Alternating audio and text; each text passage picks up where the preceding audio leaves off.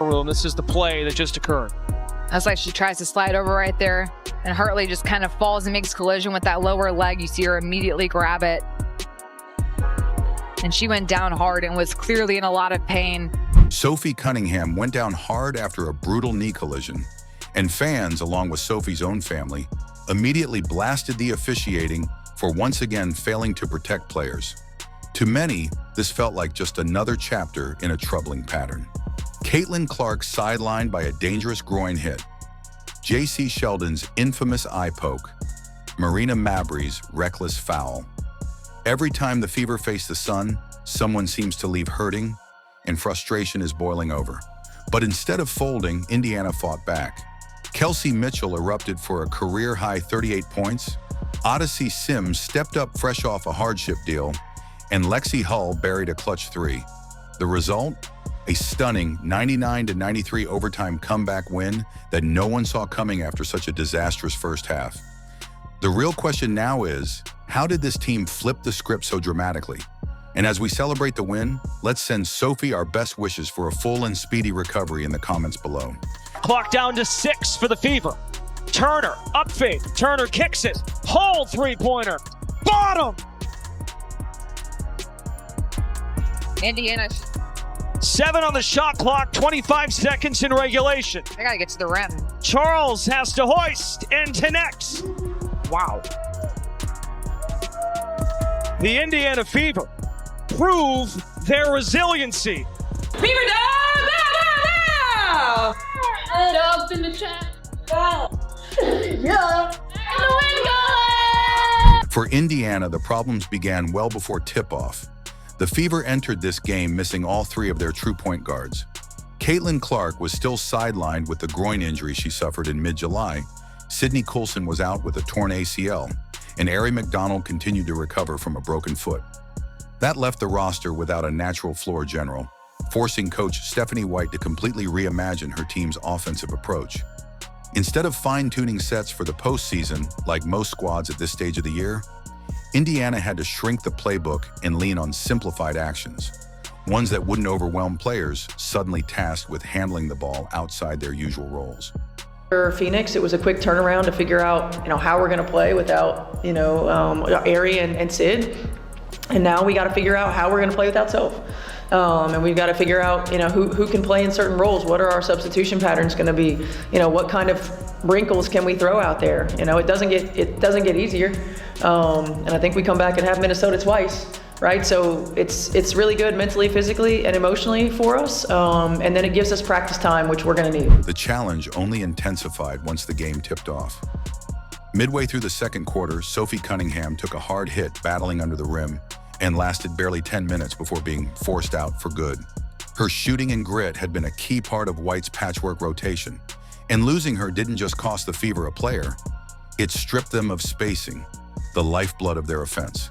Suddenly, players unaccustomed to heavy minutes had to step into bigger roles, while White's staff juggled energy, matchups, and pure survival.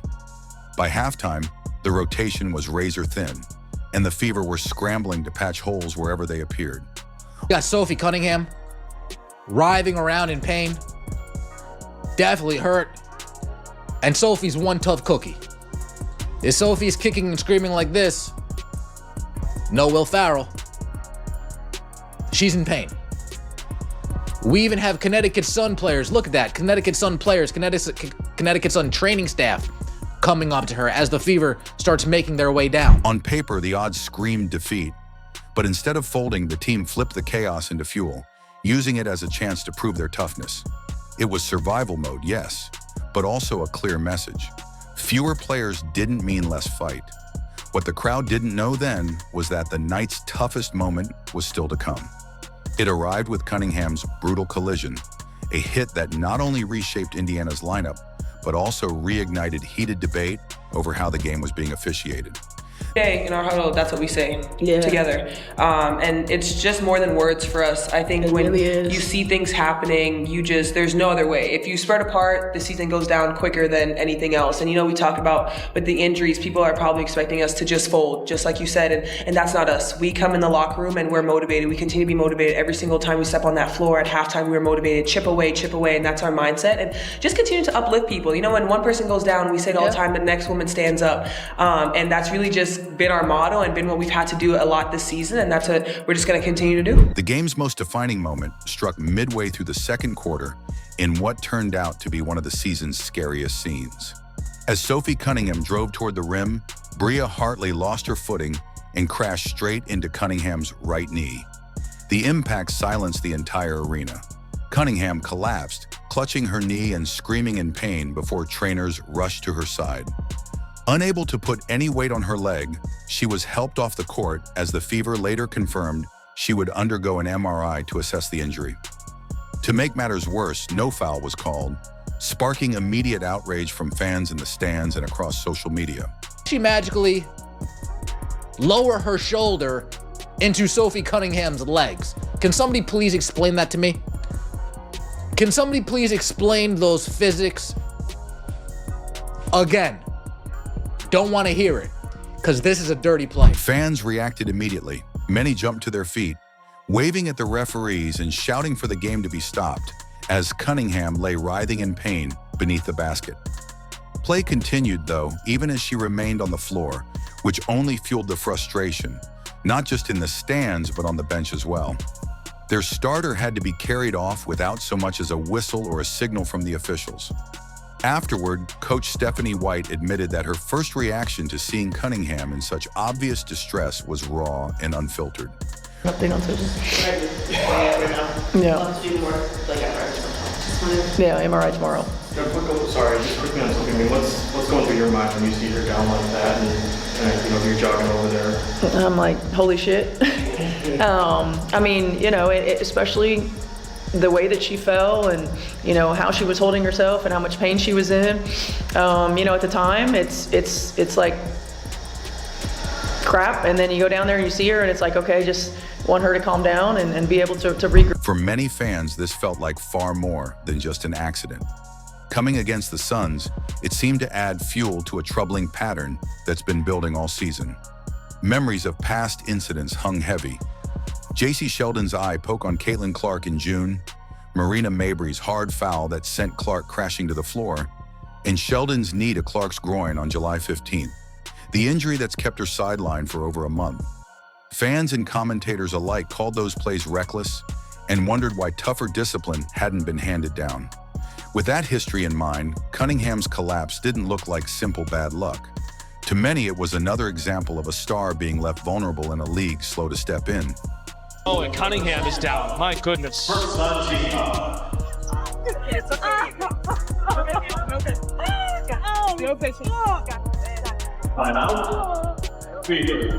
Should be.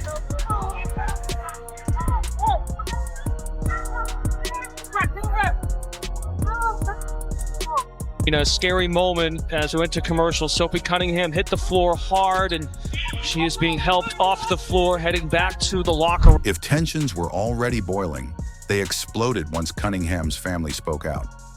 Her sister Lindsay took direct aim at the WNBA, posting, "WNBA, maybe you should spend less time finding players to criticize your poor officiating and more time hiring officials who can actually call a consistent game and protect your athletes. Pathetic. Praying for you." This wasn't just a random fan venting from the sidelines. It was family, outraged by what they saw as a dangerous environment. Sophie's mother, Paula Cunningham, added fuel to the fire with a since-deleted post calling Hartley plain mean and out of control. Those words carried real weight, shaping how people interpreted the play. For many, the comments only reinforced the belief that players weren't being properly protected. You are the consummate professional. We love you. We appreciate you. You were huge. AB, point forward. And look, you can't underestimate what it means to have somebody like her who just does whatever we ask, right? Does whatever, I mean, everybody really. Lex, that was a huge dream. Toss your activity all night long. What these efforts revealed was a collective refusal to break. Indiana was without Caitlin Clark. Sophie Cunningham went down early. The backcourt was stretched thin. Yet one by one, players stepped into the gap. Sims took control of the ball. Boston anchored the paint. Howard kept the offense steady. Hall hit the shot of the night, and Turner locked down the defense. This wasn't a lone star dragging a patched-up roster across the finish line. It was a team rising together at the very moment they were expected to fold. The lesson goes beyond one result. Performances like this send a clear message. Even short-handed, the Fever won't be overlooked. That defiance set the stage for a larger truth about what this win means for Indiana in a season so many assumed would be about survival. And that's what it's gonna take. Okay, that's what it's gonna take. We gotta play free. We gotta play with no pressure, but we fight. Live that resilience every day, and we will accomplish what we want to accomplish. Okay, come on. Yeah. Here we go. Together, 3, 1, 2, 3. Together. Indiana's win over Connecticut was about more than just grit. It was survival. With Caitlin Clark still sidelined and Sophie Cunningham going down mid-game, the Fever had every reason to fold. Instead, they leaned on Kelsey Mitchell's electrifying 38-point performance, a clutch boost from hardship signee Odyssey Sims, and steady contributions from Aaliyah Boston and Lexi Hull. Against one of the league's toughest opponents, Indiana proved its depth and resilience, improving to 19-16 and keeping their playoff push alive. Head coach Stephanie White summed it up best: "We will never be counted out." If you're rooting for Sophie and the Fever, drop a speedy recovery message in the comments. Don't forget to like, subscribe, and turn on notifications so you never miss a moment. Click the video on screen. We'll see you next time.